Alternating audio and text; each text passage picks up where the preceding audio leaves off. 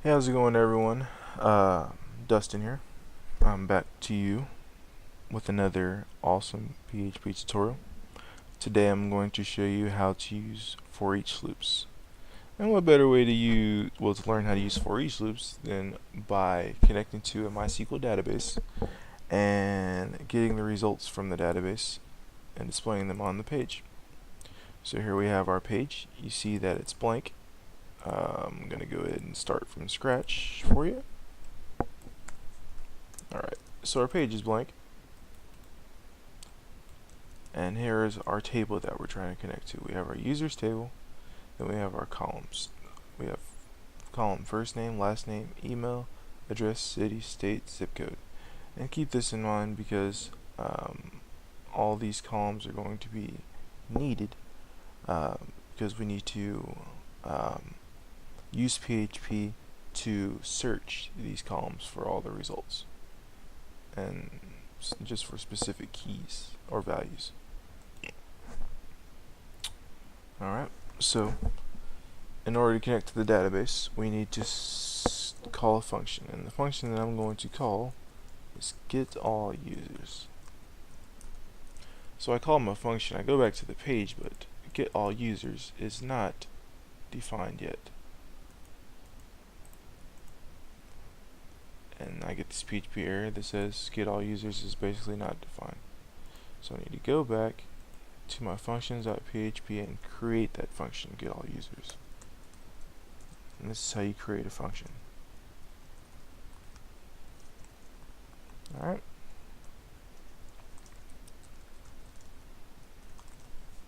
Now, our function's created.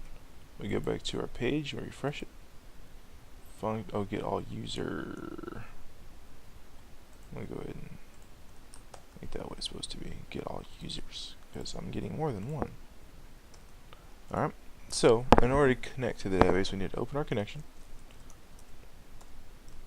And I'm using a framework that I built from scratch. There's many different PHP environments you can code in. If you would like to use my framework, I can give it to you. Just drop me a line, williams_dustin@hotmail.com, and that's Dustin with a Y, not with an I. Alright, so we connect to our database. Q. Alright, Q is our variable. This is our query. So we select all from users where is deleted is equal to 0. Because I can't type. Cool. Alright, so we're selecting all from the users table. The users table where is deleted is equal to 0. So to get all of these results that are equal to 0, we're going to go and take out Johnston Williams here. We're going to set his is deleted to 1, just so you can see. When I execute my query, it's going to pull all the results where is deleted is equal to 0. Alright, so that's the query. We need to prepare a query for execution. And this is how you do that.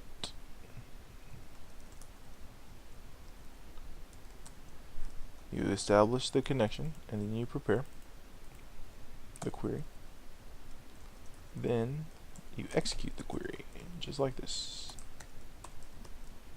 Alright, so our query's been executed, but it's not getting any results because we haven't used the PHP PDO function to return all the MySQL results.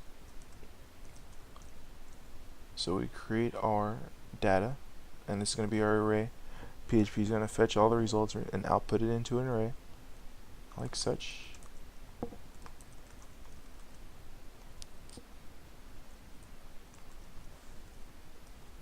Alright. And I'm going to explain to you what an array is right now. So this is a way to check and see if you're getting all the results from your page after you execute your query. Usually before I build any displays, I make sure I'm getting the right data and make sure that's outputting the right arrays. So we go ahead and print out data, and that content with the concatenation here. This is a concatenation. This is basically just telling me content to print here on my main display right here in this block. That's where content, whatever's in the content will display there.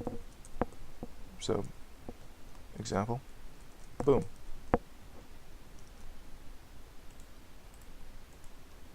Huh, we got a boom there. Yeah. Alright. Now, that was just an example, but main purpose was to show you what an array is and to show you what the results look like. Here's an array. Pretty sure you really can't read it right now, but here's a nice readable format for you. Arrays are broken down into keys and values. We have our array 0. ID is the key. 5 is the value. First name is the key. Joe is the value. So the keys are also columns. The columns within our database, as you can see. That's how it kind of relates. That's kind of how I learned as well. So I'm sharing that with you to help you if you're learning, or if you're just trying to perfect your skills in PHP and just get a better understanding of how everything works. Alright, so here's how we do our for each loop. We're going to start our for each loop, and we're going to pass our array data. It's going to break our array down into keys and values. Key, value. Alright. So what this is going to do is it's going to go through and it's going to loop through each result, each row. Each row in the database that's true. And it's going to print it out on our page here, which is blank right now. But we want it in a nice little readable format, so we're going to build a table in HTML. And the way I'm going to do that now is, let's build an HTML table first, actually. So we have a simple table. Now we're going to create our header for the table. This tr tag is how you create you instantiate a row in HTML. And then th is how you create headers for your tables. So we need a header. Our headers are first name, last name, email, address, city, state, and zip code. Alright. So we have first name,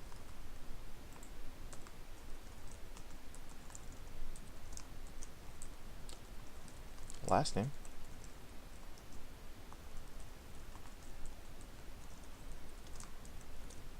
email,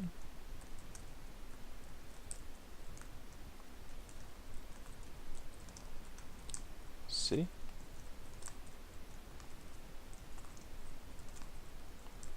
state,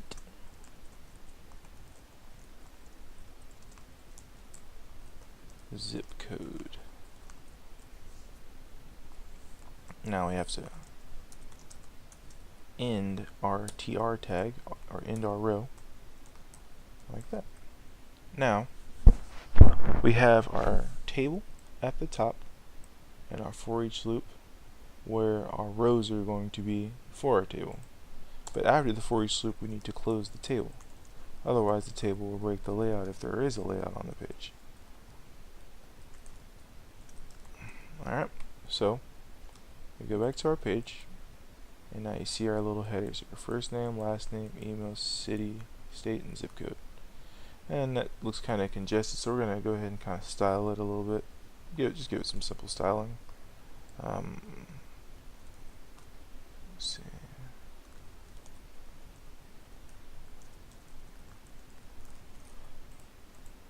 Alright, now that's a little bit more readable for you guys, I bet. Alright, so in order to access these records from this table and this database, we need to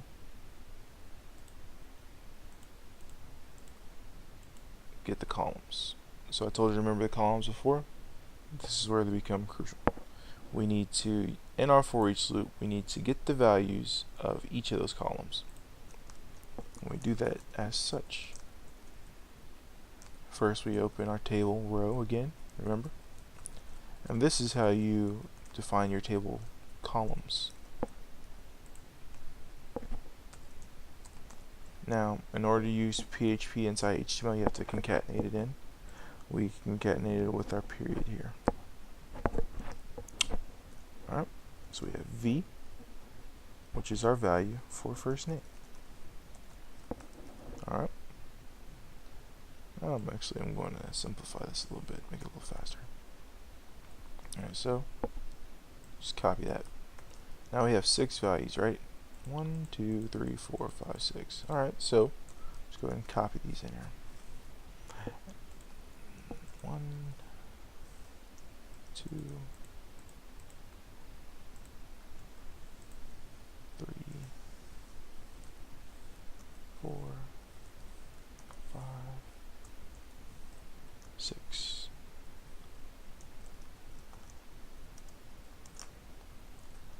Alright, now you see how it kind of looks. We have our header, and now we have our rows. Our rows are empty because we haven't defined them yet. We need to get the columns for each of the rows that we're trying to get the results for. So the first name will go in the first record, last name will go in the second record, email will go in the third, city will go into the fourth, state will go into the fifth, and zip code will go into the sixth. And make sure that you type the column names out just as they appear in the database. Last name, email, city, state, state, zip code. Oh, I think I got one too many. There we go. Alright, so we're getting our columns now. So we go back to our page, and now we should have some nice records there. There's all our records that we wanted. Now, usually you want to specify when you connect and do a select query. You want to specify the specific columns that you want, just so PHP will run a little faster. So the columns we want are first name, last name, email, city, state, and zip code. And after the last one, make sure you do not put the quotation, because if you do put the quotation, I'm sure what happens, you get an error. So let's go ahead and remove that quotation, and there we go. We got all of our results. Now, say I changed the query and I got is deleted is equal to 1. Remember that user that I changed in the beginning, I set him to is deleted is equal to 1. Well, there's that one user right there. Thank you. Tune in next time, and I will have another tutorial available for you guys. Haven't really decided what I wanted to do. I'm open to suggestions. Send all your suggestions to williams_dustin@hotmail.com. Thank you.